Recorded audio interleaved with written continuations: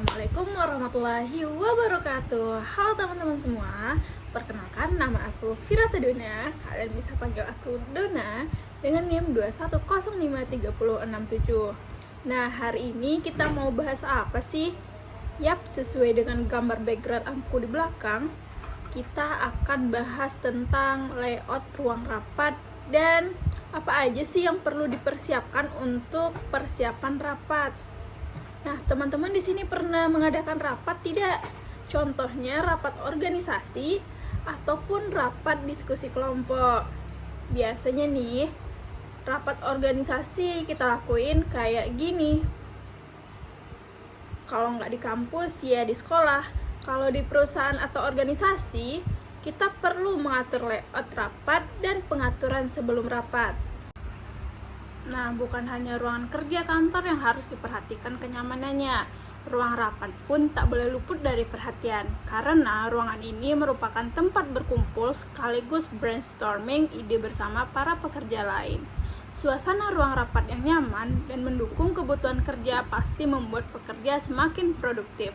Penataan ruang rapat harus diperhatikan untuk tujuan adanya kepuasan dari peserta rapat berjalan dengan lancar, terciptanya suasana yang nyaman dan produktif, menyesuaikan dengan kebutuhan rapat, dan mengoptimalkan pemanfaatan ruangan. Nah, langsung saja kita masuk ke materi yang pertama, yaitu mengenai persiapan pengaturan ruang rapat. Nah, pengaturan tata ruang rapat yang baik sangat besar pengaruhnya terhadap keberhasilan dalam rapat. Tata ruang rapat harus disesuaikan dengan jumlah peserta rapat dan maksud rapat. Sekretaris harus memastikan terlebih dahulu jumlah peserta yang akan hadir dalam rapat. Apabila jumlah peserta rapat sedikit, dapat menggunakan ruang rapat yang tersedia di kantor. Namun, apabila jumlah peserta cukup banyak, melebihi kapasitas ruang rapat di kantor, rapat dapat diselenggarakan di hotel atau gedung pertemuan. Bila rapat diselenggarakan di hotel atau gedung pertemuan, sekretaris harus memeriksa kepastian tempat, peralatan, konsumsi, dan akomodasi. Hal-hal yang harus dipersiapkan sehubungan dengan pengaturan ruang rapat adalah yang pertama adalah cahaya.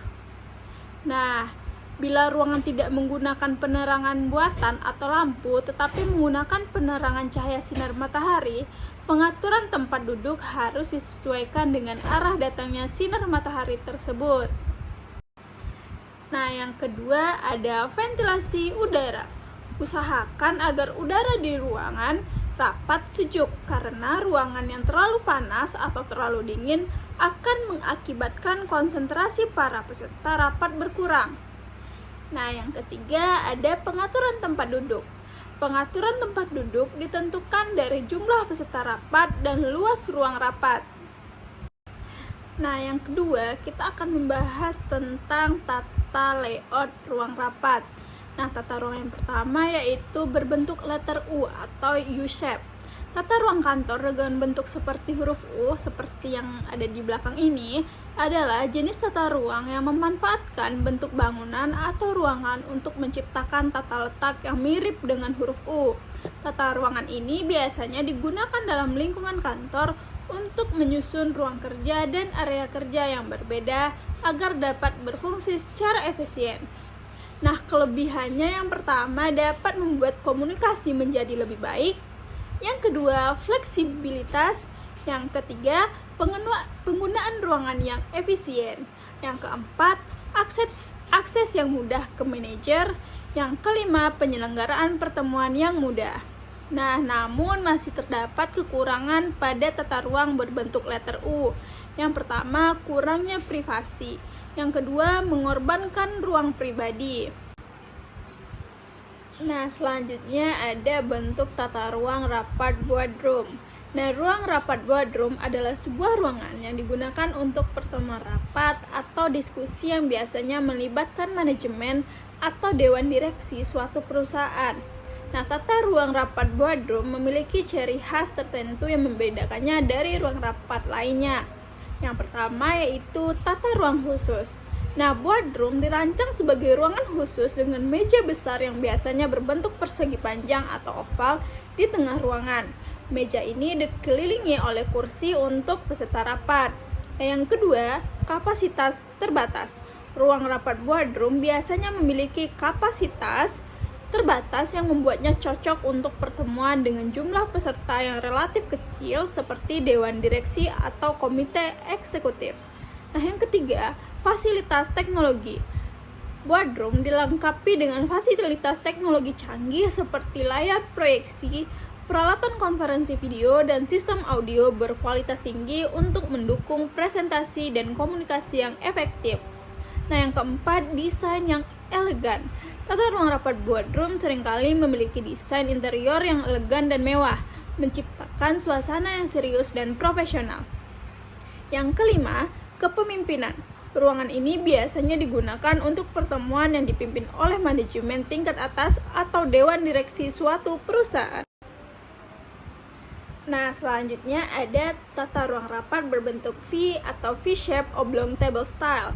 Nah, tata ruang rapat V-shape ini adalah salah satu jenis tata letak meja rapat yang memiliki bentuk meja yang disusun sedemikian rupa sehingga membentuk huruf V atau V-shape.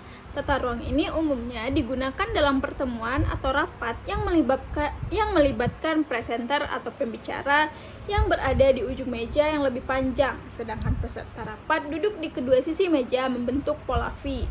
Hal ini didasarkan pada penjelasan yang umumnya digunakan tata ruang V-shape dalam konteks rapat atau pertemuan.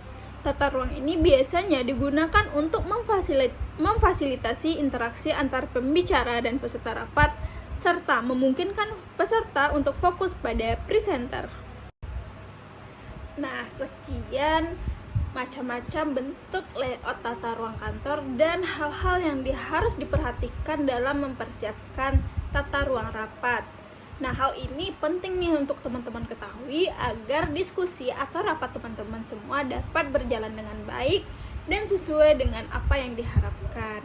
Oke, sekian dulu video dari saya. Semoga video ini bermanfaat bagi teman-teman semua dalam kehidupan sehari-hari. Saya Firata Dona, pamit undur diri dan wassalamualaikum warahmatullahi wabarakatuh.